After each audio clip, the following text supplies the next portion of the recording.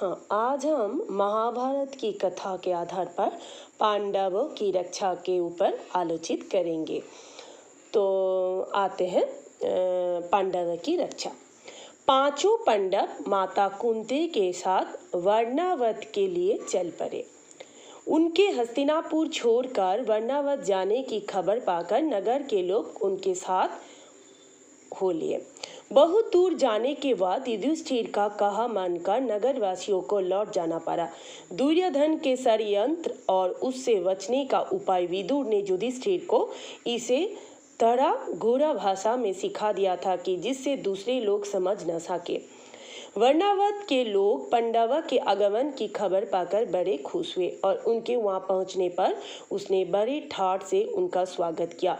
जब तक लाख का भवन बनकर तैयार हो गया, हम पहले अध्याय पर पढ़ाए थे कि लाख का घर आप अगर 1 2 3 4 लेसन वाइज अगर पढ़ेंगे तो समझने में बहुत ही आसान होगा। तो लाख का घर के ऊपर भी हम आलोचित किए हैं, जो बातें आए हैं इसलिए हम बोले कि लाख का घर।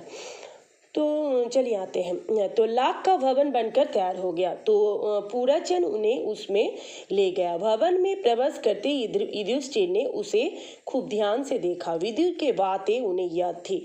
ध्यान से देखने पर युधिष्ठिर को पता चल गया कि यह घर जल्दी आग माने लगने वाली चीजों से बना हुआ है। उसको पता चल गया था क्योंकि वो जानते थे कि ये दुर्योधन का ही षड्यंत्र है। युधिष्ठिर ने भीम को भी यह भेद बता दिया, पर साथ ही उसने सावधान करते हुए कहा, यद्यपि ये साफ मालूम हो गया है कि वो स्थान खतरनाक है, फिर भी हमें विचलित नहीं होना चाहिए। पूराचंद को इस बात का जरा भी पता न लगे कि उसके षड्यंत्र का भेद हम पर खुल गया है, क्योंकि पूराचंद ही ये सब काम किया था।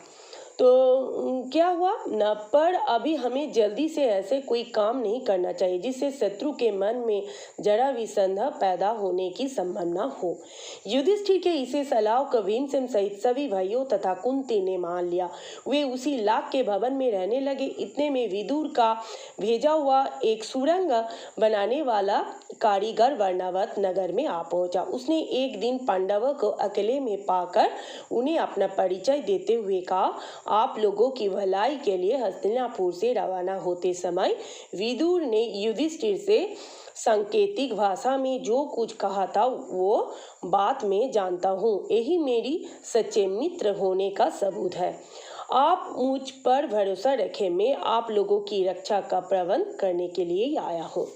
इसके बाद वो कारीगर महल में पहुंच गया और गुप्त रूप से कुछ दिनों में ही उसके एक सुरंग बना दी। इसे रास्ते पर पंडा महल के अंदर से नीचे और गहरी खाई को लाकर सुरक्षित बाहर निकल सकते थे। यह काम इतने गुप्त रूप से और इसे खूबी से हुआ कि पूराचंद का अंत तक इस बात की खबर न होने पाई। खूब बुद्धि से काम कर रहे थे पांडवों ने। पूराचंद ने लाखों के भवन के द्वार पर ही अपने रहने के लिए स्थान बनवा लिया था। इसी कारण पांडवों को भी सारी बात हथियार लेकर चौकन्ने रहना पड़ता था। एक दिन क्या हुआ ना, एक दिन पूराचंद ने सोचा कि अब पांडवों का काम तमाम करने का समय आ गया है। समझदार युधिष्ठिर इसके रंग ढंग से तार गए ये सोच रहा है। युधिष्ठिर की सलाह से माता कुंती से उसी रात के एक बड़े भोज का प्रबंध किया। तो क्या हुआ ना, नगर के सभी लोगों को भोजन करवाया गया। बड़ी धूमधाम रही, मानो कोई बड़ा उत्सव हो। खूब खा पीकर भवन के सब कर्मचारी गहरी नींद में सो गए। पूराचंद भी सो गया। आधी रात के समय भीमसेन ने भवन में कोई जगह आग लगा दी और फिर पांचों भाई माता कुंती के साथ सुरंग के रास्ते और अंधेरे के रास्ते टहलते टहलते क्या हुआ ना, बाहर निकल गया। तो क्या हुआ ना, वो अगर आग लगा दिया तो वो लोग समझेंगे कि हाँ वो लोग पांचों पांडव मर गया। इसी कारण ये बुद्धि भीम ने सोचा। हाँ, तो क्योंकि पूराचंद तो समझेंगे कि दुर्योधन भी समझ सकते थे कि हम लोग ऐसे काम किए हैं लेकिन आग तो नहीं लगे। इसी कारण भीम ने बुद्धि करके वहाँ पर लाखों के घर में आग लगा दी थी। किसी को पता भी नहीं चल पा रहे थे। लोग क्रोध में अनब शनब बकने लगे, हाय तौबा मचने लगे। वर्णावत के लोगों ने तुरंत ही हस्तिनापुर में खबर पहुंचा दी कि पांडव जिस भवन में थे वो जल कर राख हो गया और भवन में कोई भी जीता नहीं बचा। धृतराष्ट्र और उनके बेटों के पांडवों के मृत्यु पर बड़ा शोक बनाया। उन लोग जानते कि वो लोग सब मर गए हैं। तो एक दिन क्या हुआ ना, पितामह भीष्म तो मानो शोक के सागर में ही थे, पर उनके विदुर ने धीरज बंधाया और पांडव के बचाव के लिए किए गए अपने सारे प्रबंध का हाल बनकर उन्हें चिंता मुक्त कर दिया गया। लाख के घरों को जलता हुआ छोड़कर पांचों भाई माता कुंती के साथ बच निकले और जंगल में पहुंच गए। जंगल में पहुंचने पर भीमसेन ने देखा कि रात भर जगे होने तथा चिंता और भय से पीड़ित होने के कारण चारों भाई बहुत थके हुए थे। तो एक बार क्या हुआ, तो उन्होंने नाव भेज दिया, ये कर रहा था वो कर रहा था, ये तो होते ही रहते। तो एक दिन क्या हुआ ना, अर्जुन को दोनों हाथों से पकड़ लिया और वो उसी जंगली रास्ते में उन्मत्त हाथी के समान क्या हुआ ना, माने झाड़ झंझार और पेड़ पौधों को इधर उधर हटाता और रौदाता हुआ तेजी से चलने लगा। जब वे सब गंगा के किनारे पहुंचे तो वहां के विदुर को भेजे हुई एक नाव मिली। युधिष्ठिर ने मल्लाह से सांकेतिक प्रश्न करके जांच लिया कि वो मित्र है। वे लोग अलग दिन शाम होने तक चलते ही रहे ताकि किसी का सुरक्षित स्थान पर पहुंच गए। सूरज डूब गया और रात ही चली थी। चारों तरफ अंधेरा ही छा गया। कुंती और पांडव को तो एक थकावट और मन चूर हो रहे थे। भीम के सिवा और सभी भाई वही जमीन पर बैठ गए। तो माता कुंती के साथ पांचों पांडव एक चक्र नगरी में भिक्षा मांगकर अपने गुजर करके दिन बिता रहे थे। भिक्षा के लिए जब पांचों भाई निकल जाते थे तो कुंती का जी बड़ा वैचन हो उठता था, क्योंकि माँ है ना, माँ का मन हर वक्त बेटे के लिए चिंता ही होते रहते थे। वो बड़ी चिंता से उनकी बाट जोहती रहती। उनके लौटने से जरा भी देर हो जाती तो कुंती के मन में तरह तरह की आशंकाएं उठने लगती थी, क्योंकि उसके मन में डर रहता था हर वक्त।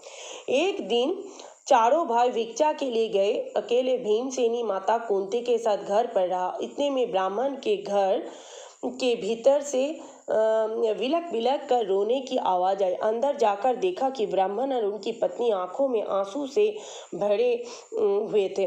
तो एक दिन क्या हुआ ना, ब्राह्मण बड़े दुखी हृदय से अपनी पत्नी से कह रहा था कि कितनी ही बार मैं तुम्हें समझा कि इस अंधेरे नगर में छोड़कर कहीं और चले जाए।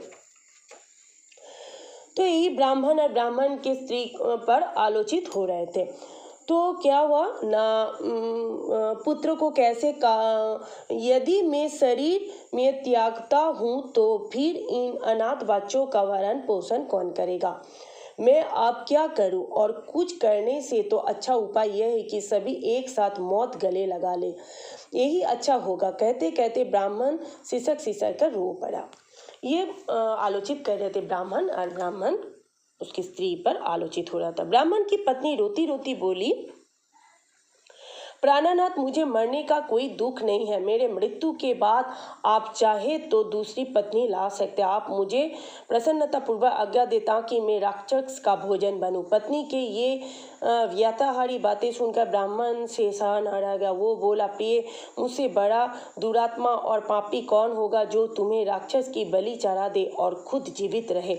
माता पिता को इस तरह बातें करते देखकर ब्राह्मण की बेटी से न रह गया। उसने करुणा स्वर में कहा, पिताजी, अच्छा तो है कि राक्षस के पास आप मुझे भेज दे। सबको इस तरह रोते देखकर ब्राह्मण का नन्हा सा बालक पास में खड़ी हुई सूखी लकड़ी हाथ में लेकर घूमता हुआ बोला, उस राक्षस को तो मैं ही इस लकड़ी से ही तरह जोर से मार डालूंगा। कुंती खड़ी खड़ी ये सब देख रही थी। अपनी बात कहने का उसने ठीक मौका देखा।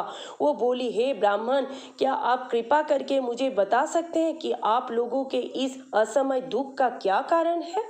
ब्राह्मण ने कहा, देवी सुनिए, इस नगरी के समीप एक गुफा है जिसमें बक नामक का एक बड़ा अत्याचारी राक्षस रहता था। तो राक्षस का नाम क्या था ना, बक। पिछले 13 वर्ष से इस नगरी के लोगों पर वो बड़े जुल्म ढा रहा है। तो जो वेत्रकीय नाम के महल में रहता है इतना निकम्मा है कि प्रजा के राक्षस के अत्याचार से बच नहीं रहा है। इससे घबरा कर नगर के लोगों ने मिलकर उससे बड़ी अनुनय विनय की कि कोई नियम बना दे। बकासुर ने लोगों को ये बात मान ली और तब से इसे समझते के अनुसार ये नियम बना हुआ है कि लोग बारी बारी से एक एक आदमी और खाने की चीज हर सप्ताह उसे पहुंच दिया करते हैं।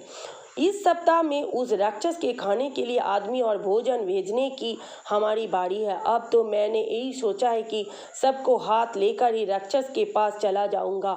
आपने पूछा तो आपको बता दिया। इस कष्ट का दूर करना तो आपके बस में ही नहीं है। ये बात क्या कह रहे हैं ना, वो ब्राह्मण माता कुंती को बता रहे हैं। ब्राह्मण की बात का कोई उत्तर देने से पहले कुंती ने भीमसेन से सलाह की। उसने लौट कर कहा कि आप इस बात की चिंता छोड़ दे। मेरे 5 बेटे हैं, उनमें से एक आज राक्षस के पास भोजन लेकर चला जाएगा। ये कुंती ने ब्राह्मण को बताया। सुनकर ब्राह्मण चौंक पड़ा और बोला, आप भी किसी बात कहती है? आप हमारी अतिथि हैं, हमारे घर में आश्रय लिए हुए हैं। आपके बेटे का मौत का मुंह में मैं भेजूं, ये क्या न्याय है? मुझसे यह नहीं हो सकता। ये ब्राह्मण ने माता कुंती से कहा। कुंती का डर था कि यदि ये बात फैल गई तो दुर्योधन और उनके साथियों को पता लग जाएगा कि पांडव एक चक्रा नगरी में छिपे हुए। वो लोग तो माने गोपन में थे ना, कि किसी को पता ना चले। इसलिए उसने ब्राह्मण से इस बात को गुप्त रहने के लिए आग्रह किया था। कुंती ने जब भीमसेन को बताया कि उसे बकासुर के पास भोजन सामग्री लेकर जाना होगा तो युधिष्ठिर बोले कि ये तुम कैसा दुस्साहस करने चली है माँ। युधिष्ठिर की इन कड़ी बातों का उत्तर देते हुए कुंती बोले, बेटा युधिष्ठिर, इस ब्राह्मण के घर में हमने कोई दिन आराम बिताए हैं। जब इन पर विपद पड़ी है तो मनुष्य होने के नाते हमें इसका बदला चुकाना ही चाहिए। बेटा भीम की शक्ति और बल से अच्छी तरह परिचित हूँ। तुम क्या करो ना, तुम इस बात को चिंता मत करो जो हमें वर्णावत से यहाँ तक उठा लाया, जिससे हिडिंब का वध किया। उस भीम के बारे में मुझे ना तो कोई डर है ना चिंता। भीम को बकासुर के पास भेजना हमारा कर्तव्य है। इसके बाद नियम के अनुसार नगर के लोग खाने पीने की चीजों गाड़ी में रख कर ले गए। भीमसेन उछलकर गाड़ी में बैठ गया। शहर के लोग भी बाजे बजाते हुए कुछ दूर तक उसके पीछे पीछे चले। एक निश्चित स्थान पर लोग रुक गए और अकेले भीम गाड़ी दौड़ता हुआ आगे गया। इधर राक्षस मारे भूख के तड़प रहा था। जब बहुत देर हो गई तो बड़े क्रोध के साथ वो गुफा के बाहर आया।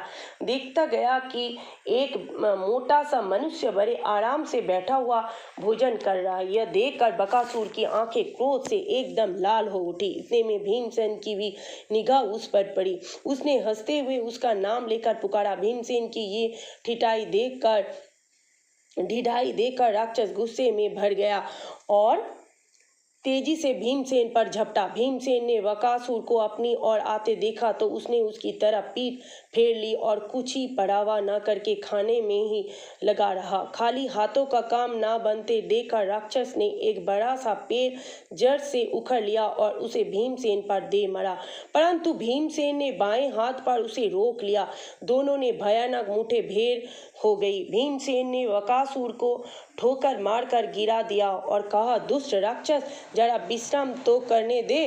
थोड़ी देर सुस्ता कर भीम ने फिर कहा, अच्छा अब उठो। बकासुर उठकर भीम के साथ लड़ने लगा। भीमसेन ने उसको ठकरे लगाकर फिर गिरा दिया। इस तरह बार बार पछड़ खाने पर भी राक्षस उठकर भीड़ जाता था। आखिर भीम ने उसे मुंहों के बल गिरा दिया और उसकी पीठ पर घुटनों की मार देकर उसकी रीढ़ तोड़ डाली। राक्षस पीड़ा के मारे चीख उठा और उसके प्राण पखेरु उड़ गए। भीमसेन उसकी लाश की घसीट लाया और उसे नगर के फाटक पर जाकर पटक दिया। फिर उसने घर आकर माँ को सारा हाल बताया। तो आज यहीं तक, फिर दूसरे अध्याय पर हम दूसरे दिन आलोचित करेंगे। धन्यवाद।